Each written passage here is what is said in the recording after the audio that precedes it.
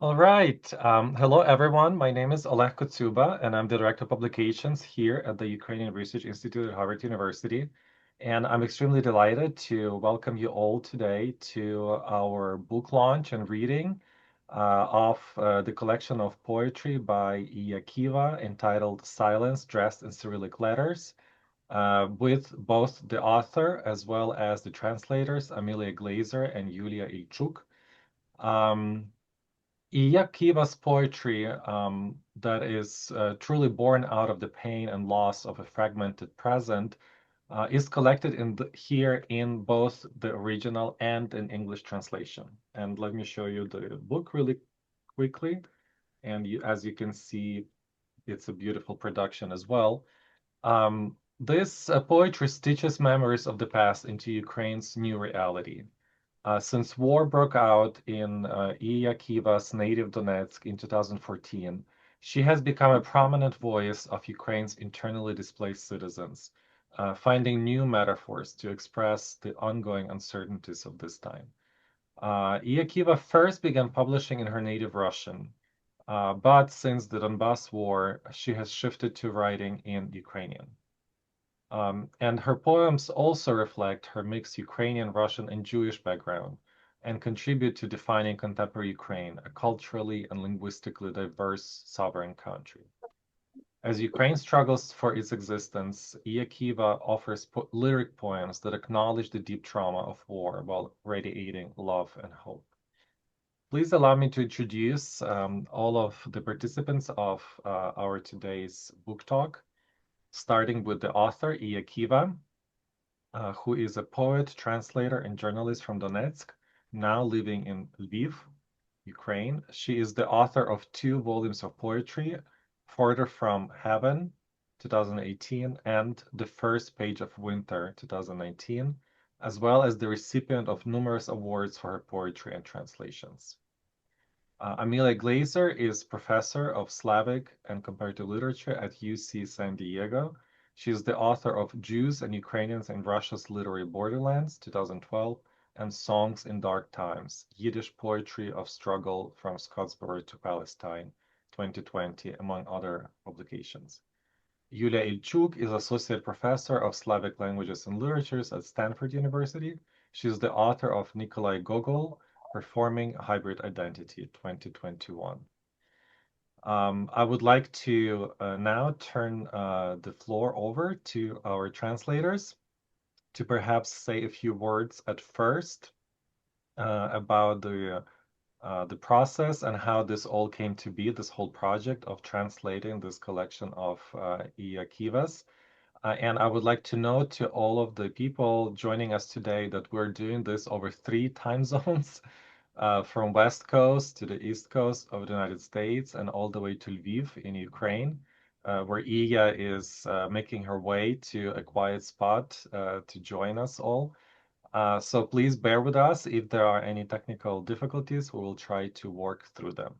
Okay, so either Amelia or Yuliya, the floor is yours. Oleh, thank you so much. I want to just give so much gratitude to you for the beautiful production of this book. I'm just floored at how lovely a book of poems can be. I mean, we already knew that the poems themselves were amazing, but you've done just such a remarkable job with the production, and it's exciting to have it in our hands now. Um, so I don't know. I was actually thinking maybe we should just open with a poem and then talk about our process, just to sort of set the stage with the poem. If Iya is in an okay place to read the original, we can. Oh, and Iya dropped off, but maybe we'll open by reading it in English, and then when Iya rejoins, we can read it in the Ukrainian. I can Uh, read in Ukrainian until she joins us. okay, perfect. Maybe I'll start by reading it in English, and then either you or Ia can read it in the Ukrainian afterwards, just to give her a little bit longer to join. And depending on the audience, we sometimes will start by reading the translation, and sometimes by reading the original. Usually, if the audience is primarily reading it in our translation, we like to open with the translation, because that way you will have that English in your ear And you'll still be thinking about our translation of it when you hear the original, and that may help a bit. So I'll go ahead and read the poem that gave the book its title, and we can talk a little bit about how we arrived at the title after I've read this in English. This is a poem from the very early weeks after the full-scale invasion from 2022. We've packed a contraband humanitarian aid kit of war songs and shipped it to Europe, America, India, and China, paving a silk road of great Ukrainian literature. What have you got there, brothers? They ask at the borders. Silence, dressed up in Cyrillic letters. The sacred fire of the candlelight letter, Yi. Our and your freedom to lie in a land of love, like the broken trees of long memory. What have you got there, brothers? Ask our dead. The history of a tribe with a dirty rag in its mouth, rotting chests filled with grandparents' and great-grandparents' lives, which we've carried for centuries as if shouldering the Carpathians. What have you got there, brothers? Ask our living. Cloths embroidered with military chronicles and stretched out sweaters of wrath, sloppy sketches mapping the new Europe, children's dust jackets for future books. What have you got there, brothers? Ask our mirrors. Copper coins of breath in our ripped pockets, the unsettled air in the broken frames of our mouths, streaks of time pulsing in our red eyes. Since I think Iya is still trying to join, maybe we'll have Yuliya read the original. Sure, thank you. Створили з пісень про війну підпільну гуманітарку. Вантажимо її в Європу, Америку, Індію та Китай. Туруємо шовковий шлях великої української літератури. О, Ія. Ія, ти можеш читати, будь ласка? Так. I'm sorry because we have now this air raid and problems with internet. Poem. Thank you so much for joining us, nevertheless. Створили з пісень про війну підпільну гуманітарку. Вантажимо її у Європу, Америку, Індію та Китай. Туруємо шовковий шлях великої української літератури. Що везете, братчики, питаються на кордонах? Мовчання вбране у кириличні літери, живий вогонь свічечок букви «І», нашу і вашу свободу, лягати у землю любові, поламаними деревами довгої пам'яті. Що везете, братчики, питаються наші мертві, історію роду з брудною шматою в роті, трухляві скрині життів, діди й баби, прабаби і прадіда, які ми століттями носимо на хребтах, мов Карпати. Що везете, братчики, питаються наші живі, рушники воєнного епосу й розтягнуті светри люті, недбалі креслення з мапами нової Європи, дитячі обкладинки, майбутніх книжок. Що везете, братчики, питаються наші люстерка, мідні грошики дихання в дірявих кишенях, тривогу повітря у вибитих шибках ротів, пульсуючи прожилки часу в червоних очах. So we drew the title of the book from the silence dressed up in Cyrillic letters, which is, of course, one of the items being smuggled across borders in this poem.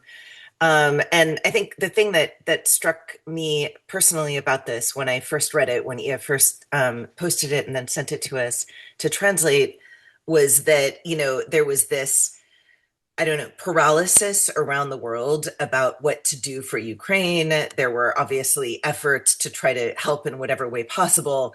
And what was really clear was that Ukraine was actually sending this humanitarian aid to the rest of the world in the form of its resistance, in the form of its poetry, especially the United States seemed like it needed it kind of desperately right then. And in a way, that's sort of what this poetry has meant to me as a translator as we've been working on it.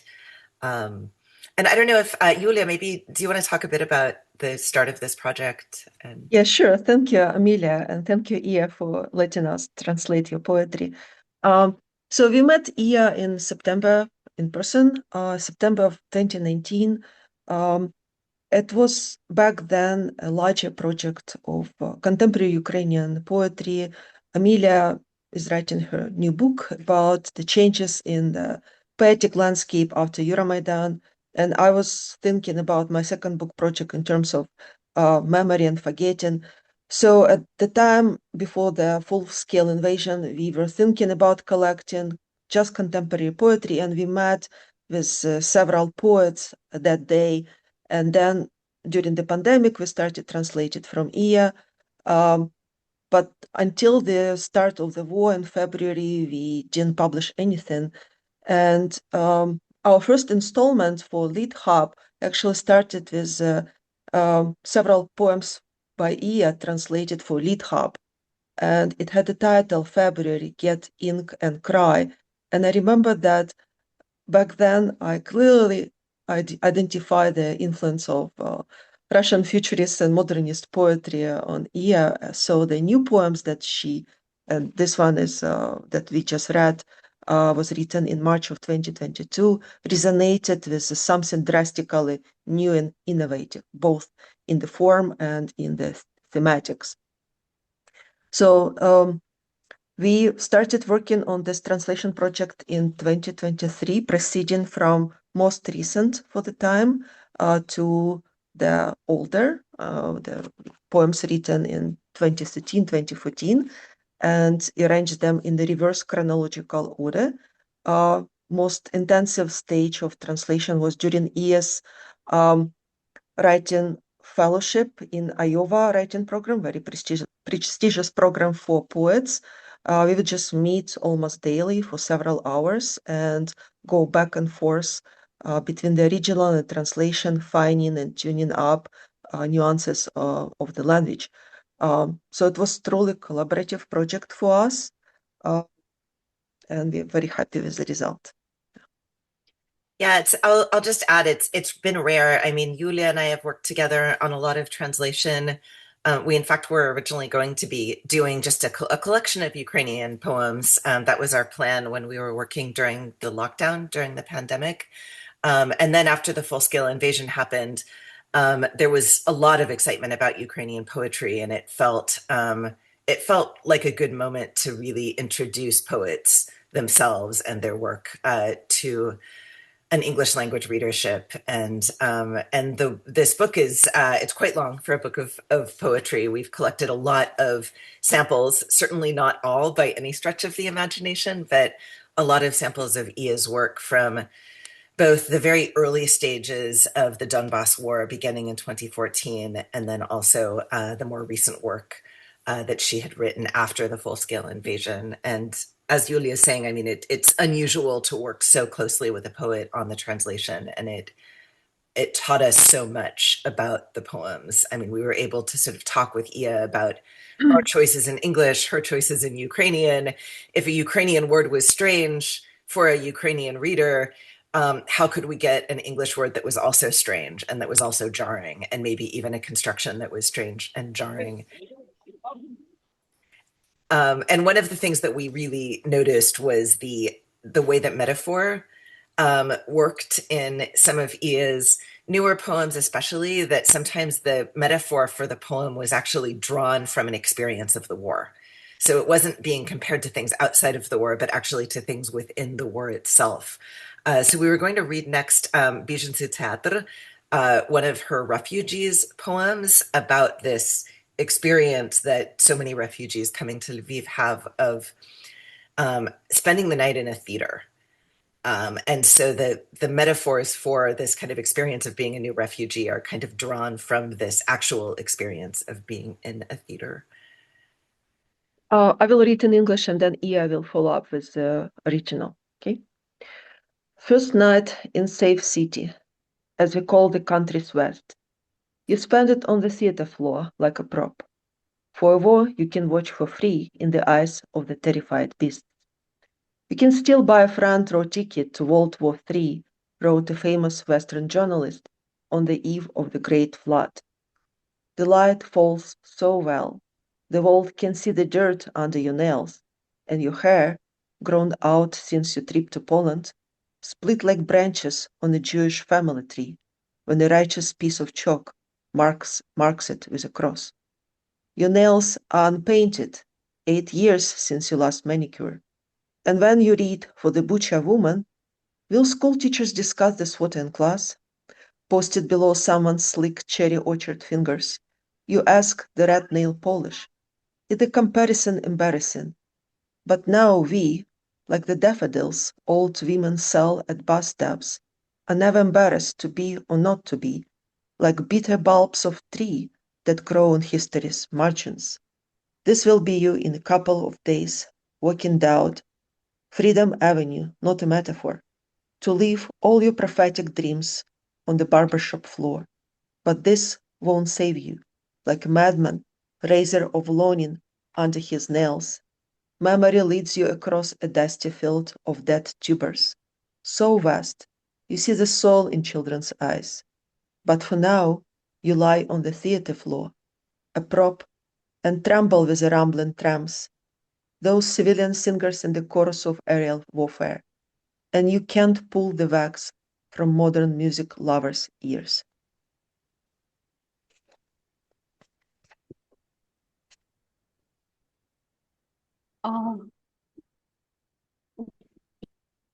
Maybe I first want to put a brief remark that it's like cycle at refugees theater and refugees railway station, and this poem is based on my own experience of first night in Lviv on the floor of the theater of Lesa Ukrainka dramatic stage theater.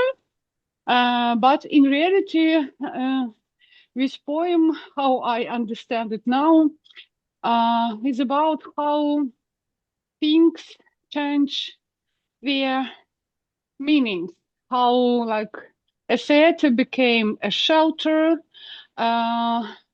red nails, like a symbol of beauty, became a symbol of genocide, because in Ukraine, each person, each Ukrainians remember this first photo from the Bucha, the occupation, and etc.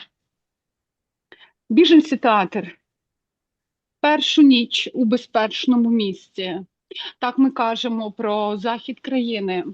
Ти проводиш на підлозі театру, мов реквізит. До війни, яку можна дивитись у вільному доступі.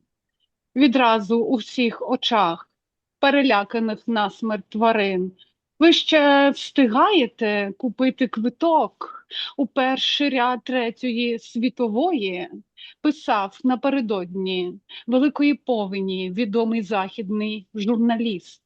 Світло падає добре, і світ встигає побачити бруд у тебе під нігтями, і ще довге, нестрижене з Польщі волосся, яке потріскує єврейськими гілками родоводу, коли крейда добра креслить на ньому хрест, а манікюру в тебе немає, 8 років, як його не було.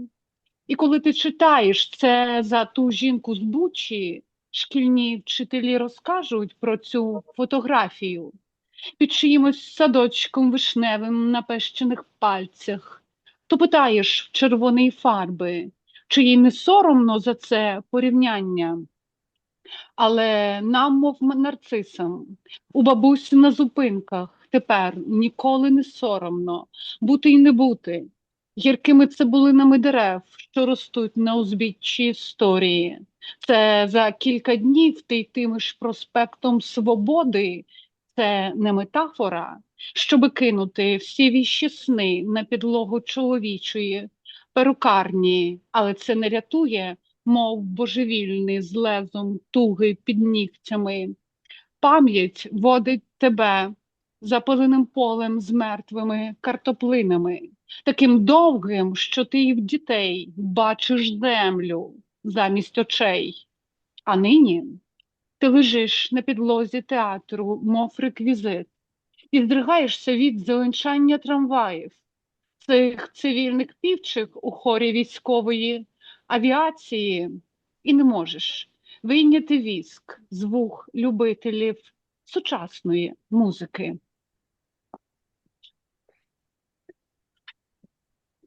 One of the striking things about this experience that Iya was just telling us about, but also this poem, is that you hear it from different people.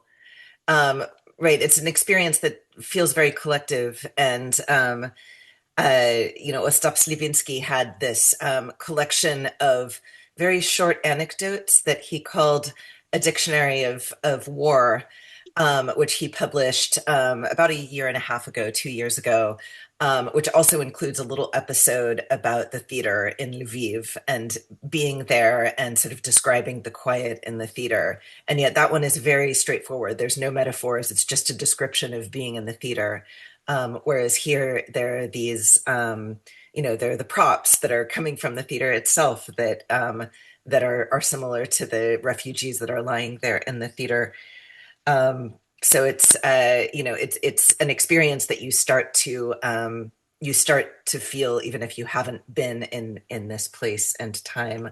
And maybe I want to add that in this history I am a subject, but not like Ostap, because Ostap is from Lviv. But for me, I understand this now, only I noticed this. My first theater experience in Lviv was this experience, how I lay on the floor of this theater, because I have never been before at the theater in Lviv. I understand it's really now. Yeah. As a prop or a requisite. Yes. We had a long conversation in our translation of this poem about the word terrified, because in the Ukrainian it's переляканих насмерть, and we wanted to get that terrified to death, but there are certain things in English that simply don't. You can't get it into English in the way that it's there in Ukrainian. We thought about mortified, deathly terrified, and we ended up having to give up on terrified and leave, or terrified to death and leave the original. But there were a lot of these conversations where something like nasmart, to death, it just misses the English. No, it was like, yes, but we have this idiom in Ukrainian with difference between to переляканий, to be scared, to be scared, and to be scared up to death. And in my mind, it was like something the equal between fear, scary, and death. That's why I put here this like extra word. Yes. Yeah. It's you can catch this in original, especially in Ukrainian culture. We have a lot of, because of full of very, very scary things, our history of 20th century. We have a lot of words or idioms that can clarify these nuances between different kinds of fear.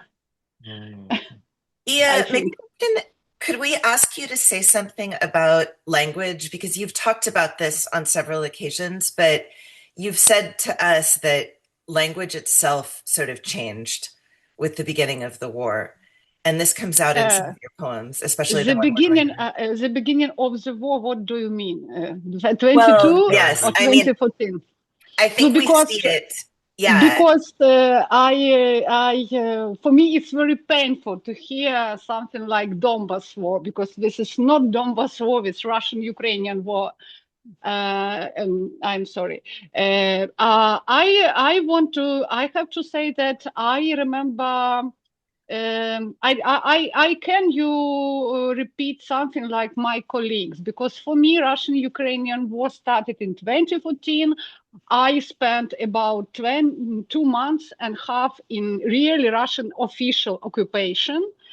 With that in the middle of April 2014, Ukrainian government announced that we have anti-terroristic operation, that it was like an announcement about war.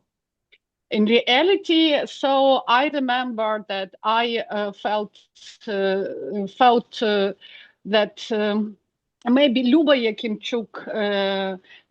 tell about this very, very often, repeat with idea that I felt with it's something not moral to use some baroque metaphors, something I don't know, beauty things, decorations in your poetry. And I one of my the most popular poem is the Hot War in the Tap.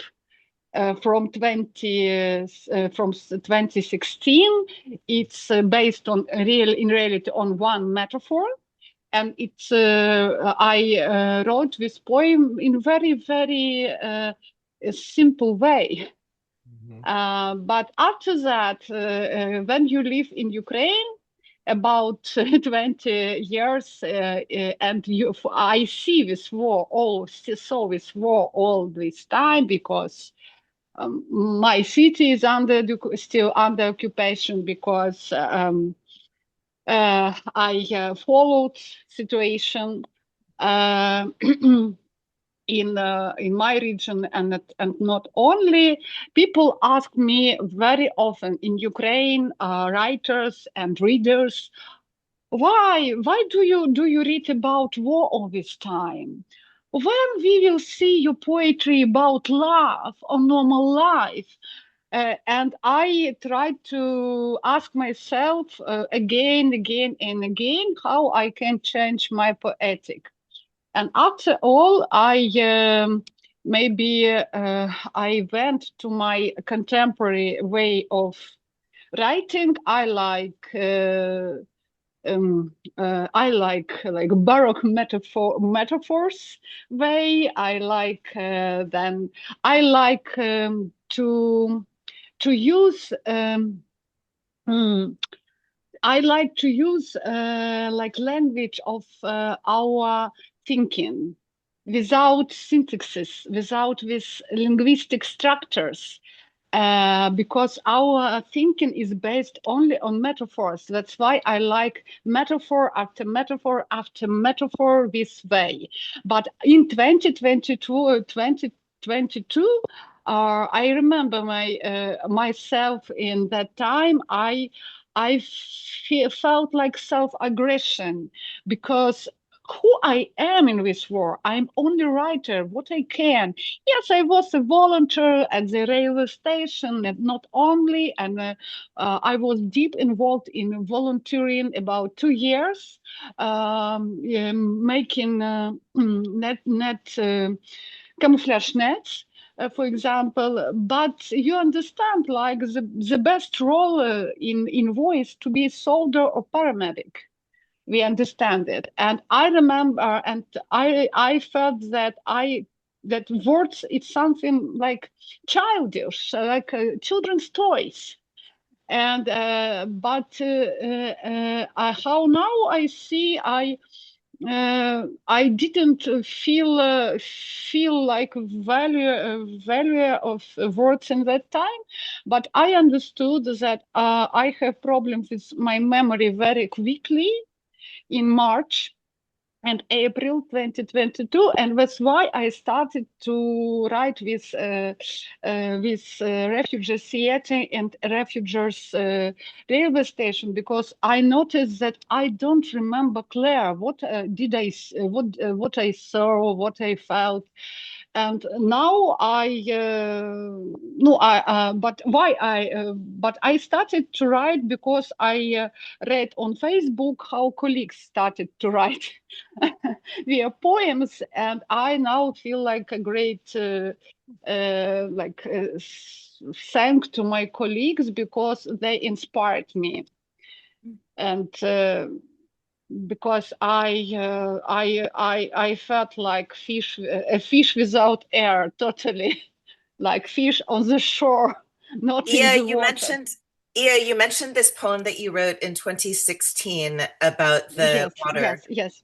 Maybe we should read this one because it gives a Uh, sense of language. yes, maybe we can. I can go ahead. It's on page 54, 55, Oleh. Shall I read it in English first, or maybe this one you can read in the original first, Iya? Okay, Boże, but I usually now I have self-translation and can read Ukrainian version, but please show me Russian. Okay. Чи є в нас в Україні гаряча війна? Чи є в нас в Україні холодна війна?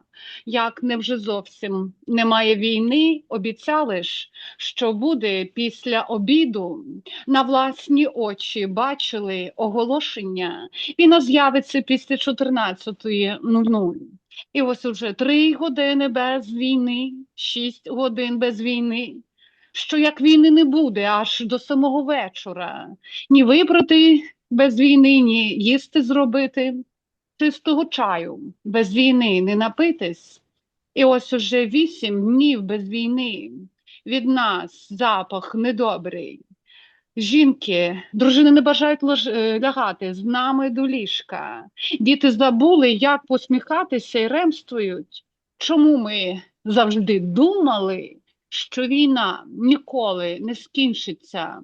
Нумо ж, гей, нумо ходити по війну до сусідів, по тобік нашого, зеленого парку, боятись розплескати війну по дорозі, вважати життя без війни тимчасовими труднощами. В тутешніх краях вважається неприродним, якщо війна не тече по трубах, у кожен дім, у кожну горлянку. Yuliya, do you want to read this one, or shall I in English? Can read it. Yeah. Please Okay. read it. Yeah. Is there hot war in the tap? Is there cold war in the tap? How is it there's no war at all? They promised to turn it on after lunch. We saw the flyer with our own eyes. The war will be here after 2 p.m. And now it's been 3 hours without war, 6 hours without war. What if there's no war by tonight? We can't do the laundry without war, can't cook, can't drink straight tea without war. And now it's been 8 days without war. We smell bad. Our wives won't lie in bed with us. Our kids have forgotten how to smile and wail. Why did we always think the war would never run out? Hey, let's go borrow war from the neighbors on the other side of our green park. Let's worry we'll splash war out along the way. Let's start seeing life without war as a temporary hardship. In these lands, it's considered abnormal if war doesn't flow through the pipes into every house, down every throat. Beautiful, very, very extremely striking, and incredible work translating, self-translation, something that you have done before as well with other poems, from your earlier life as a Russian language poet. No, in reality, because we worked on this book like long time. No, for me, for Ukrainians, long time. we live in a special mood. How you can imagine? But but when we came to our final steps, I realized, oh my gosh, I have these poems in Russian. Oh my gosh.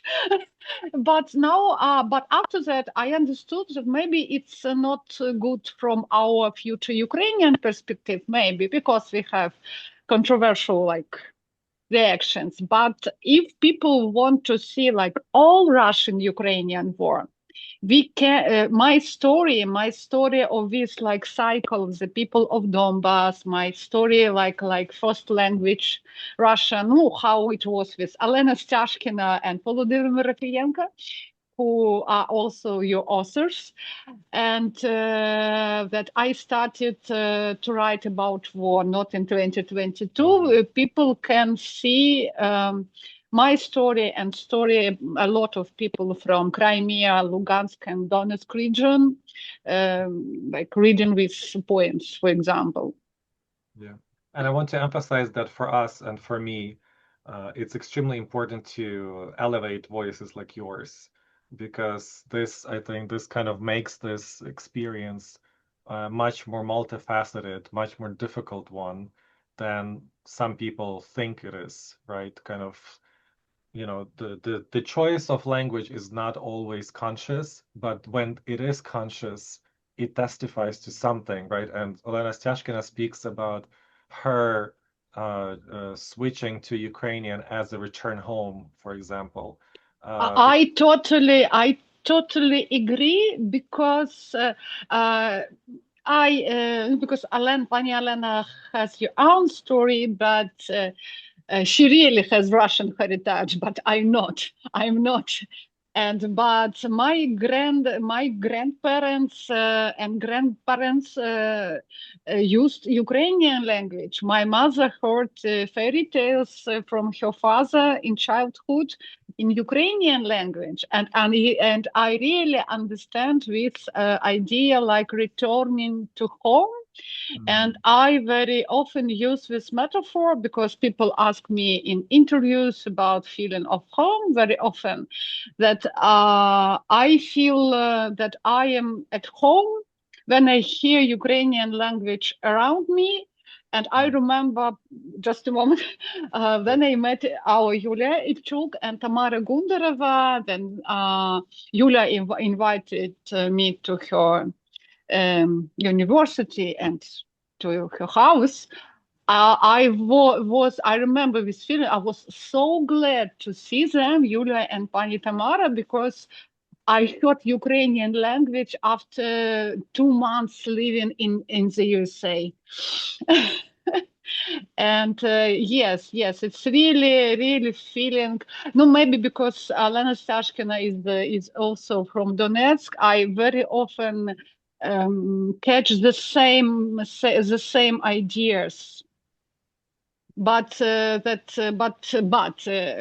no, like when you write poetry, it's not too easy to switch from Russian to Ukrainian because it's impossible to edit poems.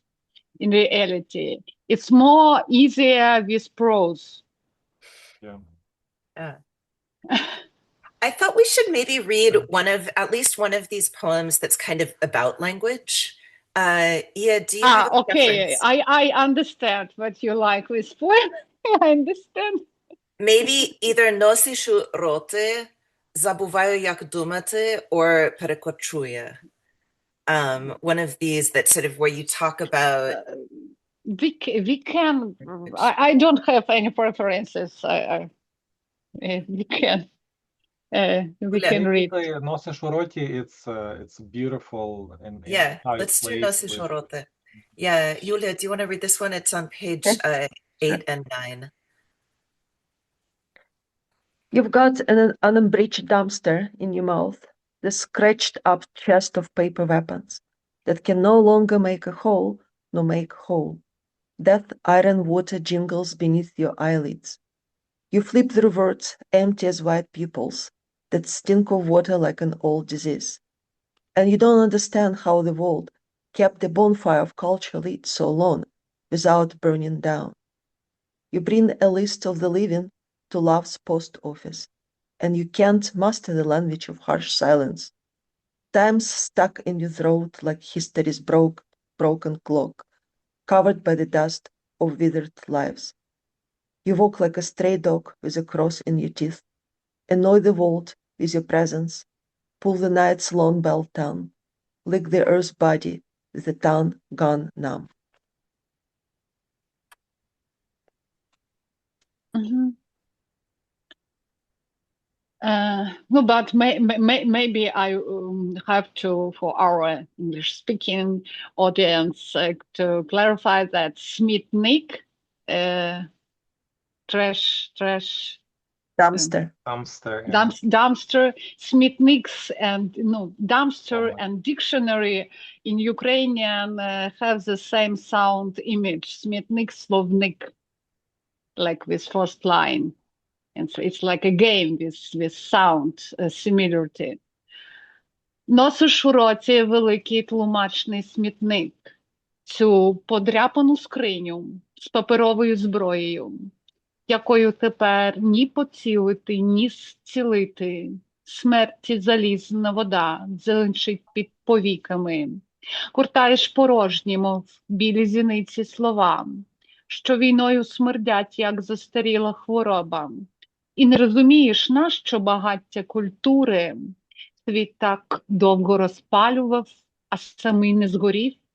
Носиш на пошту любові списки живих, і не знаєш, як вивчити мову злого мовчання. Час у горлі стоїть, як зіпсутий годинник історії, і вкривається пилом змарнілих життів. Ходиш, як вуличний пес із хрестиком у зубах, муляєш миру очі присутністю зайвою, смикаєш ніч задовгий, мов подзін язик, лижеш тіло землі з нерухомленим язиком.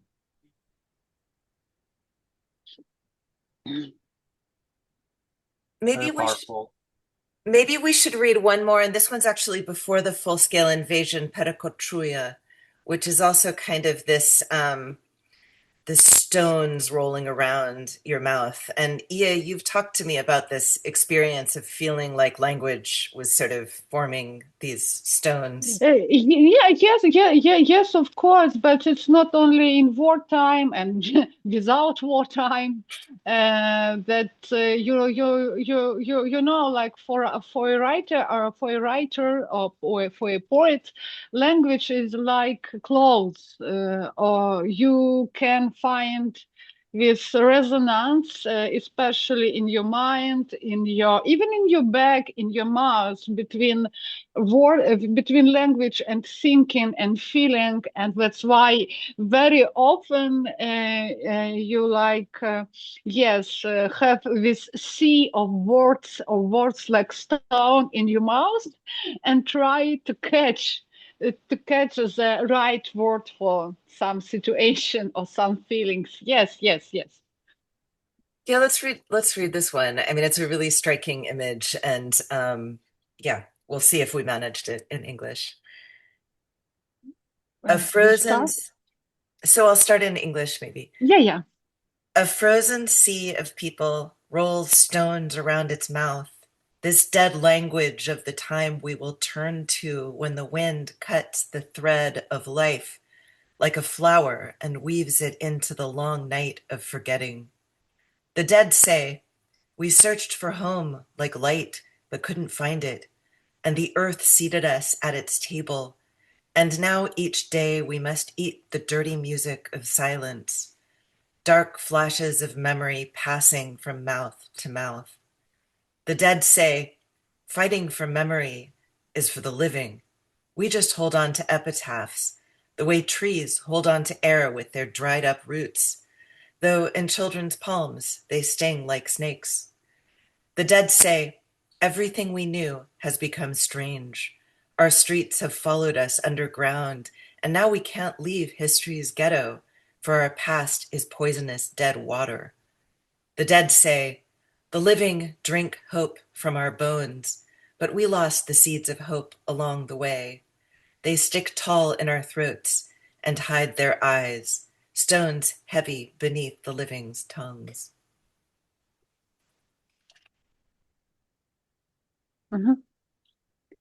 Перекочує в роті каміння, застигле море людей, цю мертву мову часу, на яку перетворимось, коли нитку життя вітер зріже, як квітку, і вплете в довгу ніч забуття. Мертві кажуть, ми шукали домівки, як світла, і не знайшли. І земля посадила за стіл нас, і тепер ми їмо всякий день брудну музику тиші, темні сполохи спогадів, перекладаючи з вуст у вуста. Мертві кажуть, битись за пам'ять справа живих. Ми ж тримаємось написів на могилах, як дерева повітря засохлими коренями, але в долонях дітей вони жалять, як змії. Мертві кажуть, усе, що ми знали, стало чужим. Наші вулиці в землю пішли слідом за нами, і тепер нам не вийти з гетто історії, адже наше минуле мертва, отруйна вода. Мертві кажуть, живі п'ють надію з наших кісток, але ми загубили в дорозі насіння надії і стають на весь зріст в горлі руба, і очі ховають, як каміння, що важко лягає живим під язик.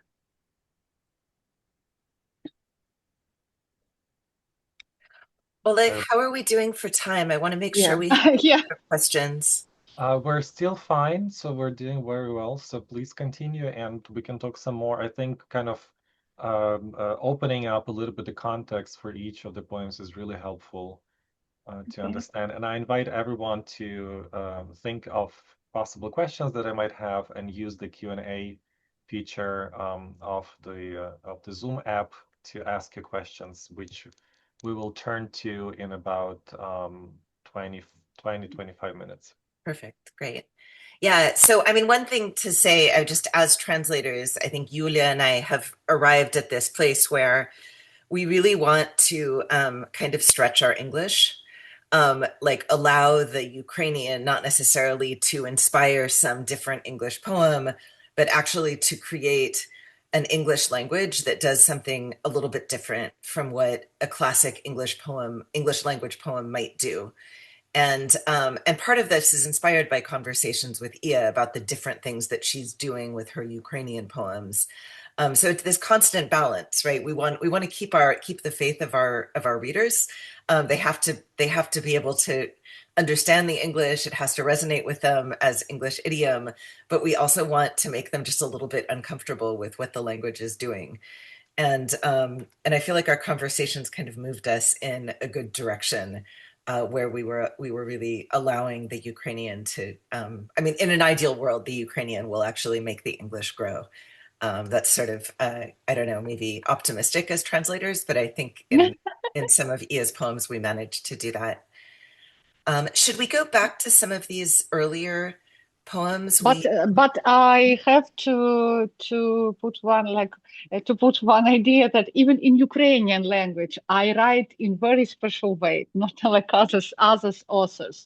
And in reality, maybe it's like situation of people from my region and of my generation, because people in my generation, in the like first generation of people who went to school in I was born in the USSR and was taught with poems about Lenin at the kindergarten, but I went to the school in independent Ukraine, but so in my generation, like we have this very special situation when I'm not based very deeply on Russian culture tradition, and I'm not based very deeply on Ukrainian tradition. And my generation is totally generation of choice. And when you choose with Ukrainian tradition, I was not very young. I wasn't a teenager. So but for me, Ukrainian tradition of our poets of 17th, like Victor Kordon, Vasil Goloborodyka, and others, more close. It's about my I like this kind of thinking based on metaphors, sometimes on narratives, but like Oleh but Oleh is closer to American tradition, for example, and that's why I understand you. Because I write in my own way, maybe, and even people who like researchers of Ukrainian poetry told me that it's not too easy to find this way of translation, because I write not like in my tradition, but it maybe it's interesting. It's something new, maybe. Yeah, so there's this poem that you wrote, and this is after the full-scale invasion. Забуваю, як думати рідною мовою. No, it's really about Russian language, but very funny thing that it's very funny thing that it's people who don't understand our language situation, our battles between this colonial heritage and our like new like decolonization situation, when more and more people choose Ukrainian language and do a hard work for this returning to home. And my Italian translator didn't understand the end of this poem at all. Let's read this one. Yuliya, do you want to read this one in English? Sure. It's page 3031. I'm forgetting how to think in my native tongue. Get behind me, I say. I don't know you. Your babbling's an invasive weed, gnawing at my soil with worse red blossoms. Memory grains burn my throat. Word strands now feel to violence, long at the river's detached sleeve, where death lurks. Slap me across the cheeks, right then left. I won't forgive your wild silence. Sink your fangs in, sharp as pain. You'll never hear my scream. The childhood mineshaft gives no more shelter, like the neck of a dried flower, protruding from the teeth of history books. I saw your mouth with coarse threats to speak, never to speak again. No, I really hope when you can catch this never again like slogan of the First World War and Second World War at the end. It's like my idea of play with like privatization of the victory, but contemporary Russia, and others think, Yeah, because if I can just say, yeah, I mean, you're writing about closing a language, but then also opening up a different kind of speech, and you're playing with cliche at the same time. So it's really tricky to capture that. Yes, this kind of never again slogan. No, yes, no, it's a long story because it's like now then it have connections with contemporary, with public peacemakers and public discussions about what is bad in the occupation, because with what is the occupation? Occupation is erasing Ukrainian identity, Ukrainian language after 2022. But in reality, it wasn't like something conscious idea. I just catch myself that I really forget Russian constructions, Russian language in many situations. I don't remember, because sometimes when you go abroad, for example, to Moldova, people in this region in Moldova, they study French language at schools with Romanian word. And they know Spanish, Italian, but don't know German or English, and they ask to use Russian language. And sometimes I try to explain them something a little bit using Russian, and I don't remember. So, but this idea from this poem that Russian language and Russian culture is really invasive in biological sense. I use this idea from this poem in my public speech at the university. I had such in Sweden some months ago, and at one conference in Lviv, because Russia don't allow you idea that you can save your language, Ukrainian, or even of native Russians, and put near, for example, Russian. Russian language is invasive. How this exists, and you don't to plant yeast near you at your this house yard. So it's about this. But for me, it was like intuition in this poem. But now I use this in many public speech, in interviews when people ask me about this switching. Yeah. Забуваю, як думати рідною мовою. Кажу, відійди від мене, не знаю тебе, белькотіння твоє, мов хижий бур'ян, поризається в землю мою червоним квітом війни. Збіжжя пам'яті палає в горлянці, сила слів твоїх стає полем насилля, довгим, мов відірваний річки рукав, у якому ховається смерть, бий мене по щоках, правій і лівій, я не зможу пробачити дике мовчання твоє. Вбивай в мене ікла свої, гострі, як біль, не дочекатись тобі мого крику. Шахта дитинства більше не є укриттям, мов би шия зів'ялої квітки стирчить між зубів історичних книжок.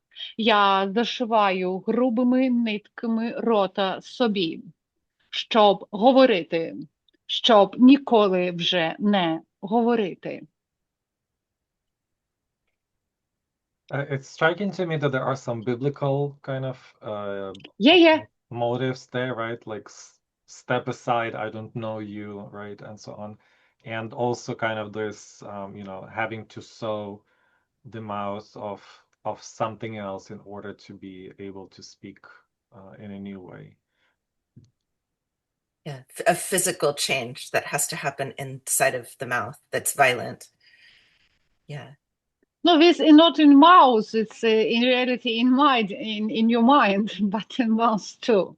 But in reality, yes, I like something like new person, new person in Ukrainian language, like your everyday habits. I really understand, can notice how your this mouth, no, not mouth, your face, yes, change that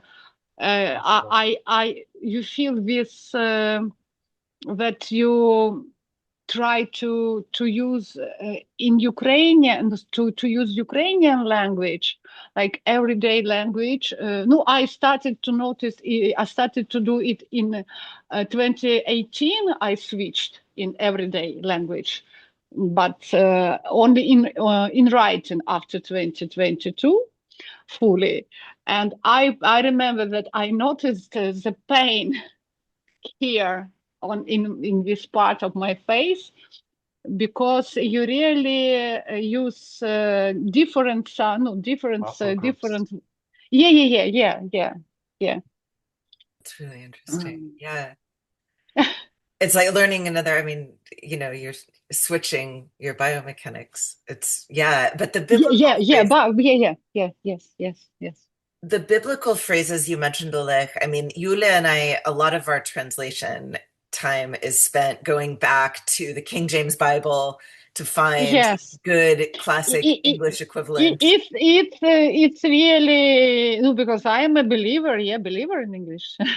Yeah, and I have very bad connections with official church, because in Donetsk we had only with Moscow church, Orthodox, and with Moscow Orthodox Church organized with public strikes supporting like Russian occupation officially on the streets. After that, I don't go to a church at all, but I still believer and I know the Bible very well. And for me, it's very natural for Ukrainian culture to use from the Bible some quotes, to have some allusions. Please remind yourself our prominent author Sergei Zhidan. His work is full of quotes from the Bible. It's our no, for us it's very very like natural thing to exchange with quotes. No, I see this. And people who don't go to church and not believers have this, I think, respect to this part of our like European heritage, maybe. Yeah. So we were going to go back to at least one of the earlier poems you wrote around 2014. And this poem about the coffin was one of the first ones that we published in the Lit Hub installment that Yuliya mentioned earlier. So the full-scale invasion happened in February 2022. And actually the not full-scale invasion too. Yeah. Started. I mean, the war had been going on already for 8 years, so this was nothing new, but it was the world suddenly was, in shock. No, but how we have like new with tragic dates in our history, and reality, like our February of 2014 is very important month for Yes. Ukrainians, and the February of 2022. So Yeah. So that's the poem I thought we should read, is the one about February 2014, about the night of the murdered 100 on the Maidan in Kiev, which is about the murder of over 100 protesters by snipers on the roofs in Kiev. And we have with your conversations that people were, for example, from Russia too. No, we have this discussion. So for us, we see this repeatings of this in this situation. And after that, started the annexion of Crimea at the end of the February 2014, because the first match was like official date. Yes. Right. Yeah. So let's read this one. Okay. Una.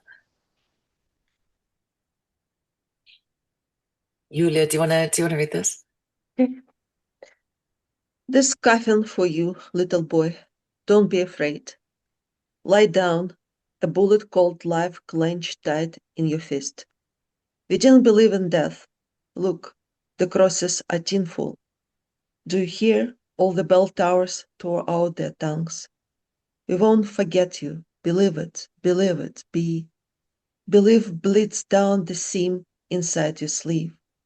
Chants, prayers, psalms form a lump in your throat, in the midst of this damned winter dressed in khaki. And February, getting the ink out, is sobbing, and the candle drips on the table, burning, burning.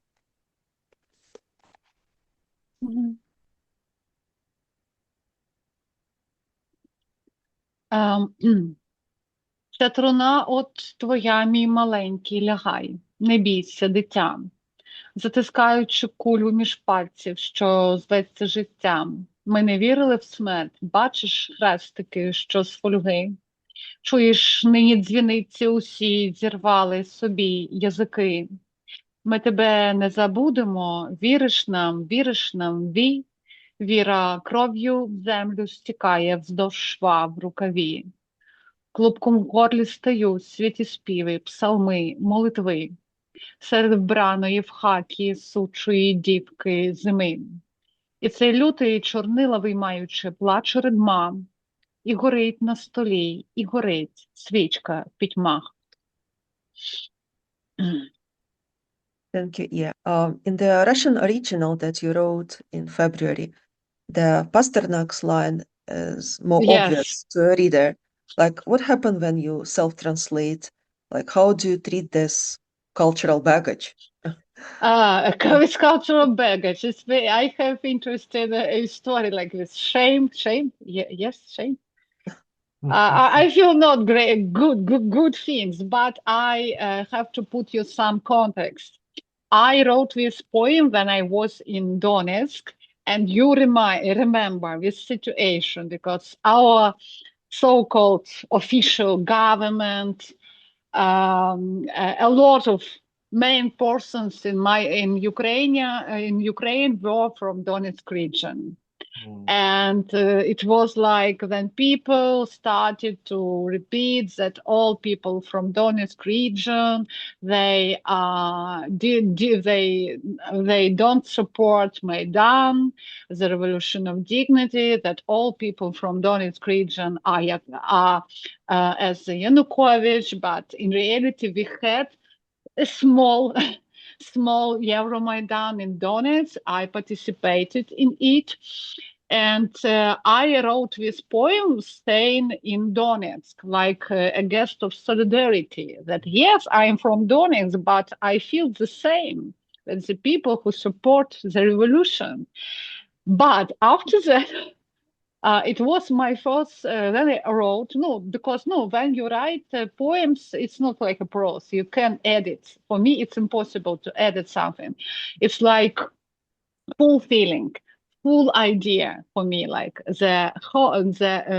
like my text is like it's like full idea. I can edit with, and after that I understood. Oh my gosh! I have at the end this two quotes, two allusions on the Pasternak. The candle, свеча горела на столе, свеча горела. I'm sorry, I don't know how it in English. Yeah, it's Yes, and from his poem about February and this something and ink, yes, and oh my gosh! But I understood that I don't have some different ideas for this place. And after that I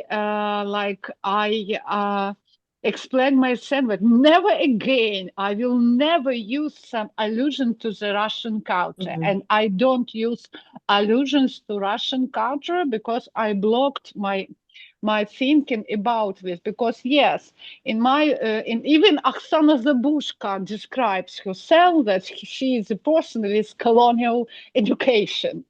And of course, in my generation, people had this totally colonial education. The producing of knowledge in my generation was full of colonial gaze.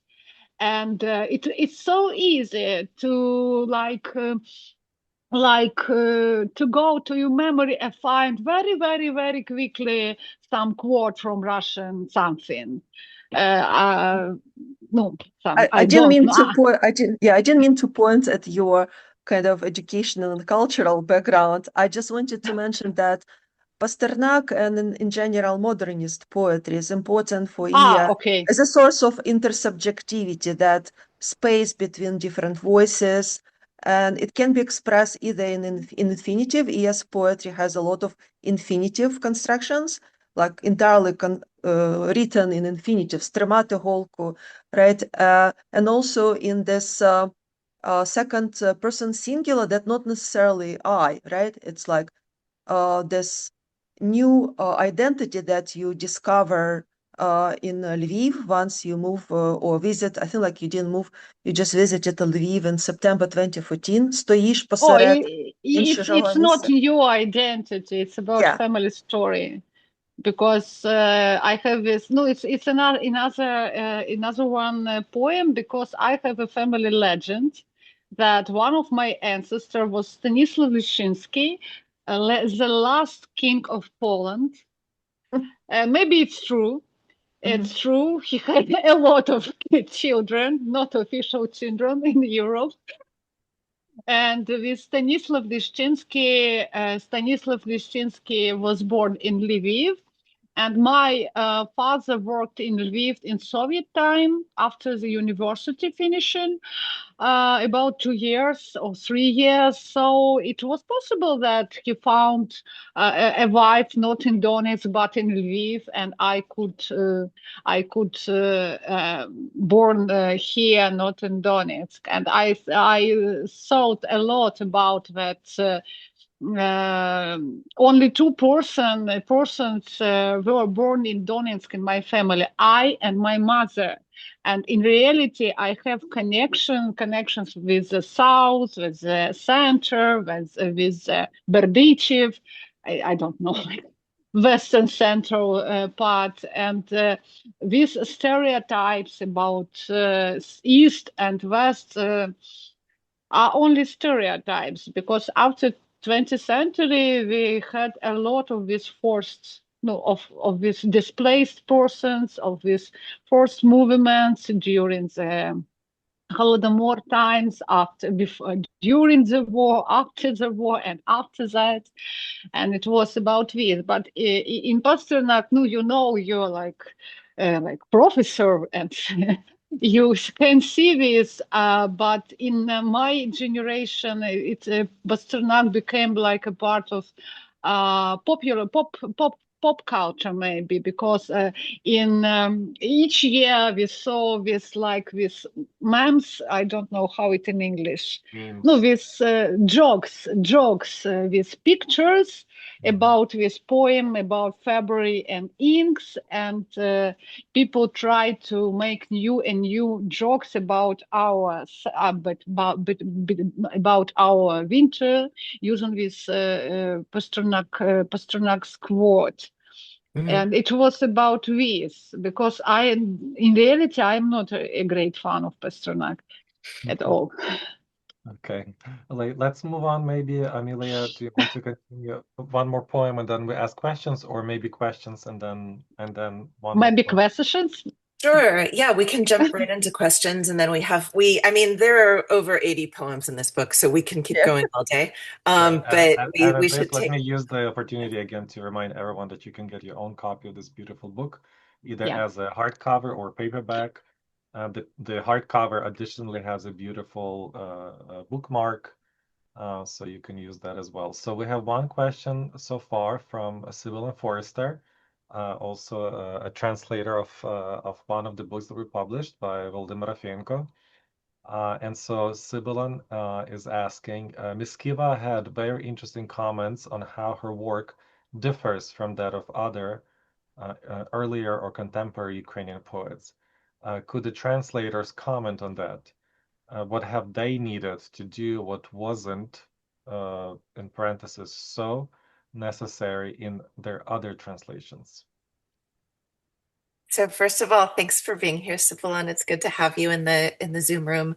I mean, I'll say that Yuliya and I, because we're both literature scholars, have treated our translation collaborations in part as these like little literature seminars for ourselves. And so, what we do with each poem that we translate, whether it's by Iya or by someone else, is we really try to understand it for ourselves, but also, how would it be understood more broadly? We especially did this when we were first translating together during the lockdown. Yuliya was in Ukraine, locked down, and I was in California, locked down, and we would meet usually in my evening and her morning, and we would just talk about poetry, and it was an amazing break from the rest of weird life then. And so, with each poem and poet, there's kind of a different task. And it's, the first task is just to sort out what the poem can do and what it might be doing. And with Iya's poetry, as Yuliya just mentioned, there's a really interesting grammar of a lot of infinitives, a lot of speaking in the second person, often the second person singular, right? The thou that we don't use in English, the you familiar, and and that, of course, is sort of a bringing the reader into this experience that she's sharing. And then these references, both to literature of the past, sometimes ironically, and that's something that's a thread that the reader will have to pull because we don't fill our book with footnotes. That would be too much explaining. But it's been a process of trying to sort of capture what the poem is doing, first of all, in the original, and then maybe trying to make the English do that. So, for example, this poem that we read earlier, the forgetting how to speak my native language, never to speak again. Just like Iya mentioned that her Italian translator really struggled with the end, we also had to figure out, how are we going to get that never again and make it sound both like a slogan and not too much like a slogan. And it's a challenge. It's, with each poem, you want to make it jarring. You want to make it weird. And yet you want to make it just normal enough that your reader is nodding along. So I don't know, Yuliya, do you want to add to that about some of the Sibylle particularly was wondering how Iya's poetry and translating it is different from. So we can only talk about the poets that we translate, and I can compare with Halakruks poetry that Iya's sentence structures much more elaborate and heavy, and if you would keep with the original, it would make English translation unreadable for Anglophones. So sometimes we had to break metaphor. So Iya insisted on keeping the chain of metaphors off, and was very resistant for us using the possessive instead. So it was like a complex process of negotiation with Iya, what she can permit us to do, like how much license we can do.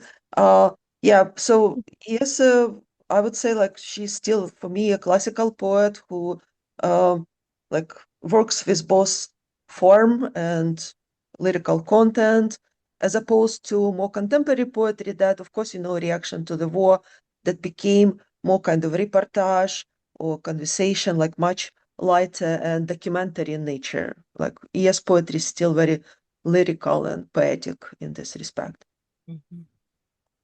One of the most fun parts of Zooming together with Iya and Yuliya when we were just doing the kind of the final version. And can I add, Yes. Yulia, thank you very much. I say, my heart from me.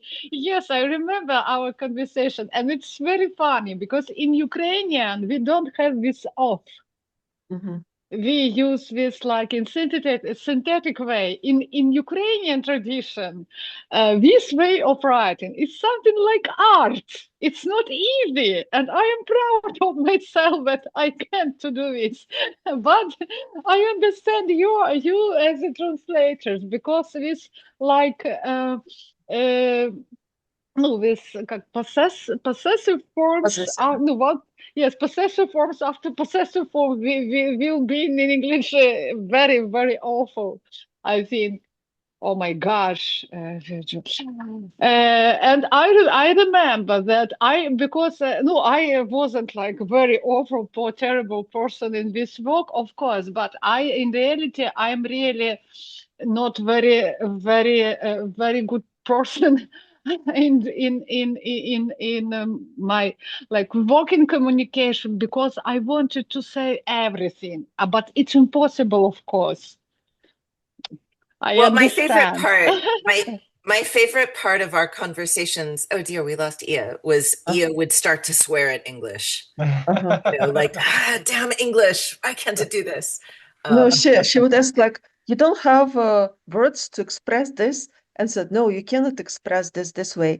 And she would say, how poor is your English language? Yes, and I can attest as someone who had the privilege of editing this that indeed, it is a struggle to transfer these things. Let me just check really quick Okay. if we have another question. So we have about 5 minutes left. So maybe let's read one more poem while people perhaps think of another question if they want to ask. And I would like to invite everyone also to, if you would like to read these poems, you can also go to our website, books.huri.harvard.edu. And you can get it also, of course, at your local bookstore if you would like to support your local bookstore, or at a distributor, online distributor of your choice. So do we have a candidate for the last reading? Iya, do you have a favorite poem that you'd like to read? Because there are a lot. Maybe if maybe about this air raid, because we have today like a parade of air raids, and it was a brief poem. Yes, we have to find this. How does it start? Do you remember? Is it Memory Dries? Yes, Yeah. yes. It's 2627. I have it. Yes. Yeah, I really like this. This is great. Let's do this. Yuliya, should we read it together? Okay. One of us can be the parentheses. One of us Please, can be the regular. please, one of you, Yes. please, will play a role of air raid. Yes. Do you want to be the air raid, Yuliya? Yeah. Okay. Okay. Memory dries like grass in summer's garden. Air raid alerts in most regions of Ukraine. I turn the key in a broken lock and the door to the past closes. Somewhere in my inner east, space grows over with danger weeds, somewhere and nowhere. A favorite childhood bogey tale of falling in the slag heap. Attention, everyone to shelters. What do you feel now? They ask in almost every interview. Creaky Krieg, throat cut with the bottle shank shape of a Donbas rose, glass shards of a stolen youth in my hands and feet. These pretty metaphors are literature's crooked mirror. I can't remember what I feel. Attention, the air raid alert is over. And I'm trying to factor myself out of the parentheses. Пам'ять стає сухою, як трава в саду літа. Повітряна тривога в більшості областей України. Я провертаю ключ у поламаному замку. І двері в минуле зачиняються. Простір десь там на сході, всередині мене, заростає бур'яном небезпеки десь тут і ніде. Провалитися в терикон – улюблена лякалка з дитинства. Увага! Всі в укриття! Що ви зараз відчуваєте, питаючи не в кожному інтерв'ю. Кріг, розочкою Донбасу, порізане горло, скло вкраденої молодості в руках і ногах. Ці красиві метафори, криве дзеркало, літератури. Я не можу згадати, що відчуваю. Увага, відбій повітряної тривоги і виношу себе з-за дужки. Fantastic. As you can see, the kind of to transfer that wordplay with sound, with alliterations, is really difficult. So maybe the translators could say just a few more words about. Yeah, and Amelia tried to say this. I want to have. I have to say that not each translator thinks about such things, and Amelia. I remember our conversations. Amelia, why did you use these translations? Yeah, because music. Okay, sound music is beautiful. Yes. Yanna has a question. That you're typing the answer anyway, Oleh. But the question was, which poem was this? It's Pam'ять стає сухою. So memory dries like grass It's an untitled poem. Yeah, I mean, I have a practice of teaching translation both to my college students, and also I have my students teach in elementary schools. And we like to read the poems in the original language first, even if the audience or the students don't know the language, because it allows them to appreciate what a poem does before they have to think about meaning. And here too, I mean, we really tried to listen to the sound of the poem, to hear the, things like, Krihu Krieg, right? In the original, how could we get that into English? Creaky Krieg. It's a little bit off from the exact meaning, but we really wanted to capture this alliteration with the German Krieg. And to me, there's a different meaning that happens in the sound of a poem from what happens in the meaning of the poem. And if you can capture the sound a little bit, you're never going to get it perfectly. That would be just an identical poem and it wouldn't be a translation. But if you can capture a tiny bit of that, you can at least reel your reader in. But then we had to also think about the polyphony of this poem, because Iya was bringing in this ubiquitous air raid siren and the announcements that are made over everyone's cell phones in Ukraine. And this was sort of interrupting the poem in these parenthetic pieces that Yuliya read when we read the translation. And so we wanted to try to differentiate that from her voice, which is, it's a challenge when you're reading it in translation, but, you also have the creativity of knowing it will never be perfect, so you can get as close as possible. Yeah, Yuliya, do you want to add anything? I just want to also thank Iran, Amelia's partner, to help us with mathematical terms, because, виносити себе за дужки in Ukrainian doesn't sound as a mathematical operation, but when you read the translation, factor myself, it's clearly has this scientific, right, dimension suddenly. Yeah.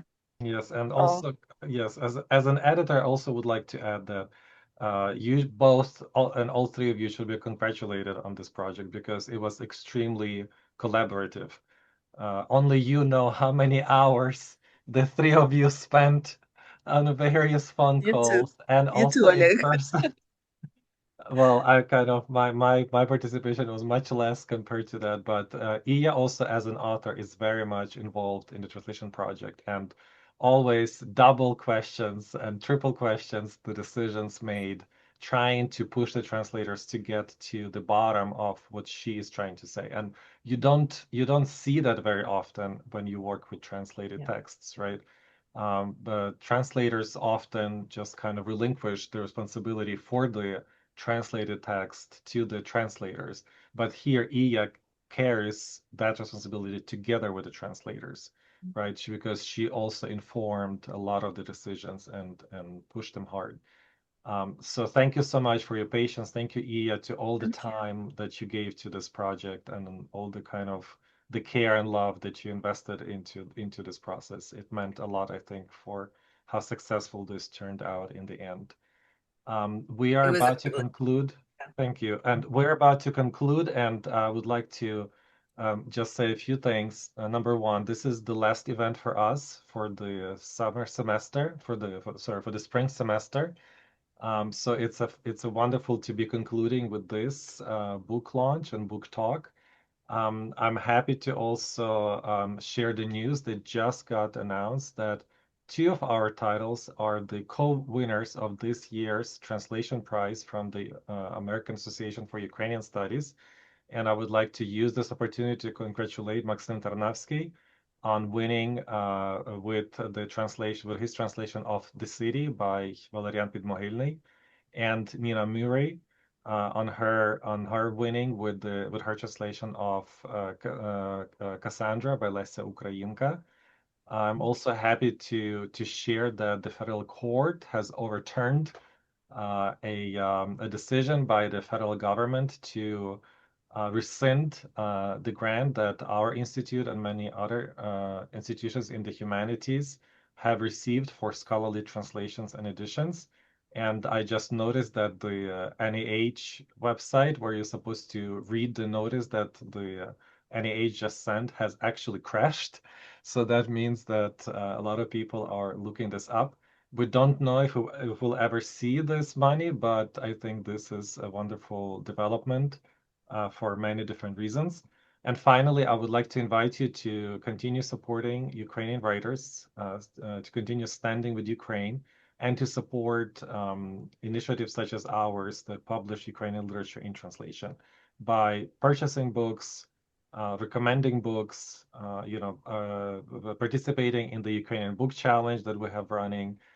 These are beautiful objects. These are also, wonderful texts. So thank you so much to everyone, and please continue standing with us. Thank you. Iya, would you like to say anything to conclude? Oh, I don't know. I'm really happy that you find me, Yuliya found me for this book launch. It was really very, like, have very good emotions after our meeting today, and have a lot of thanks. Very, very thankful to girls, because I'm not easy person in work. I'm a little bit tyrannic, but but I really like when people are really involved in work, and Amelia and Glaser and Yuliya teach me a lot about this difference between logics of the English tradition, English language, and American poetic tradition, and Ukrainian language and our traditions. And thank you to you, Oleg, for your patience too. And no, thank you. I'm very happy that I had the privilege to work on this project.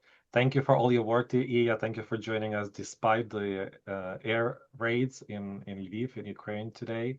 Thank you to Amelia and to Yuliya for this fantastic translation project. Please continue translating as well. We need more from you, and hopefully also from the next generations that you are educating to become successful translators of Ukrainian literature. Thank you to everyone who followed us this spring semester, and I hope you will stay with us. We have many, many more books scheduled for this year, so please continue following our work.